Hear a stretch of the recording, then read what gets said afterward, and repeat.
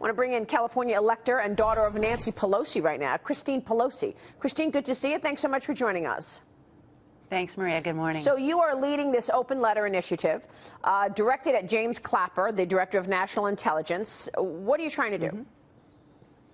I'm trying to find out, Maria, whether or not it's true what we read in the paper starting late Friday night, that CIA sources indicate that they have direct evidence that Russia hacked both Democrats and Republicans and decided to only sensationalize and leak information about Democrats in order to swing the election to Trump. We'd like to see the evidence behind the media reports and find out where the manipulation is here and determine whether or not there's any connection between that and the Trump campaign. Now, that was the substance of our letter, and that remains the substance of our request, along with a broader bipartisan call to investigate any illegal Russian interference with our election. We know that Julian Assange from WikiLeaks said that it wasn't the Russians. In fact, it wasn't the Russian government. In fact, it was insiders from the DNC who were sick and tired of what was going on within the Democratic Party. What do you say to that?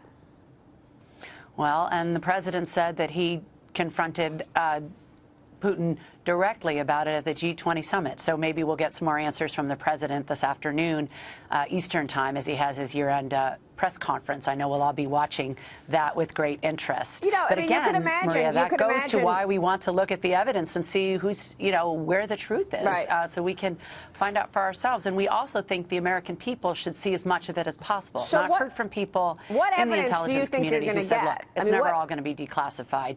There are sources and methods at risk. There are people right now in Russia collecting evidence and around the world. And they've been for 10 years or 20 years, right? I mean, Russia has been hacking. But let's not talk on top of each other, Christine. The audience, Christine, members of Congress who've seen it can talk about some of it, and electors could be able to see it in a secure, confidential setting. Christine, with, of course, Christine, listen, let's not talk on top of each other. Let's not talk on top of each other, Christine, okay? Because the audience doesn't know what you're saying or what I'm saying when we talk on top of each other. How much of this is sour grapes on your side's part? I'm very concerned that the Russians may have interfered illegally with our election, and I want to find out what the truth is. So I'm deeply concerned about what I read, about what I've seen, and if we're being manipulated and that isn't what happened, again, I want to get to the truth, and I think that's my constitutional duty as an elector, but also as an American. I want to find out the truth. We know that 53% of white female voters voted for Trump. We know that the black community didn't come out for Hillary. We know that Hispanics actually came out for Donald Trump, and we know that white men came out for Donald Trump. How specifically would have the Russians changed that situation? Well, we also know that Hillary Clinton won the popular vote, and that if 80,000 people in 3 states had voted differently, we'd still be looking at the fact that the Russians apparently, from what we are told and what we don't know and want to find out, hacked both Democrats and Republicans, subjecting people in both parties to sensationalism, what they call doxing.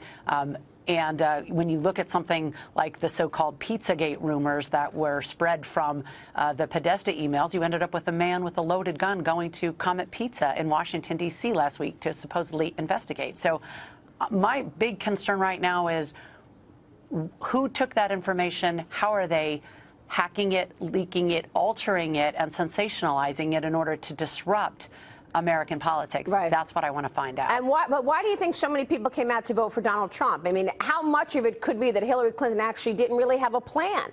And then there was all that news that, the James O'Keefe videos, that the Dems were in the tank for Hillary so much that they were sending people to Trump rallies. Oh, go wear a Planned Parenthood T-shirt and just go start some noise.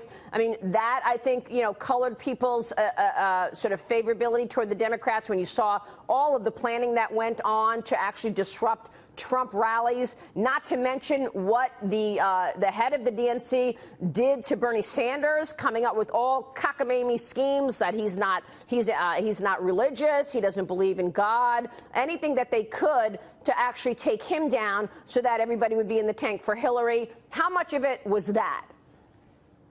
Well, let me say this as a member of the Democratic National Committee who fought long, hard, and publicly to have more debates, to have more discussion of the Fight for 15 resolution that I wrote and got passed the summer of 2015, and who stood up for Bernie Sanders as a Hillary supporter when the DNC cut his entire campaign off from the voter files after a couple of his staffers had poached some information in Iowa. So as someone who actually stood up for him, I think that I think it hurt us not to have more debates, because if the Republicans had, what, 17, 18, and we had 5, that means they had but that was your fault, right? I mean, that was Debbie Wasserman Schultz's call. She didn't want a lot of debates, and she put the debates up against like Monday Night Football or Sunday Night Football. It was the fault of the people Christine, you can't who, keep once that talking on information top came of me out, were because no no longer one at the hears what you're DNC. saying. So yeah, that's a fight I would agree with you on.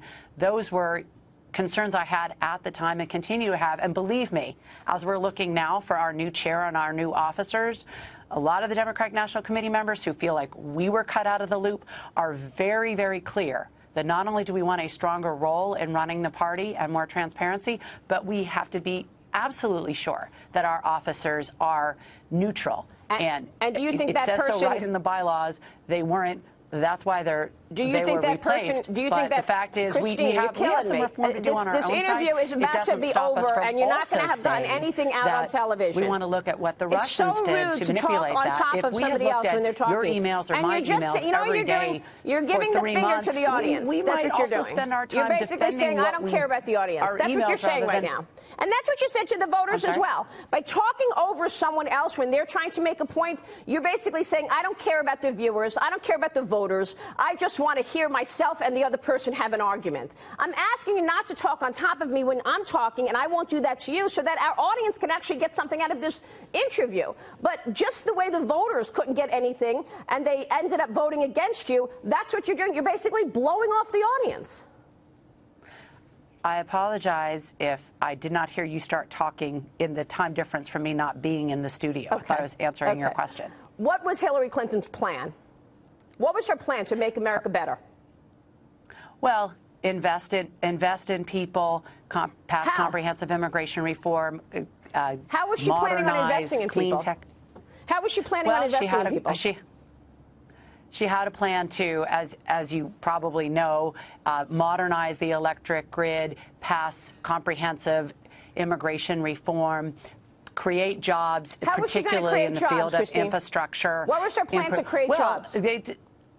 Well, one example was, if you look at the infrastructure bank that was proposed, where you'd have public-private partnerships that would create shovel-ready jobs, that would promote roads, bridges, tunnels, I think you just told our audience why she lost the election, Christine. There was no plan.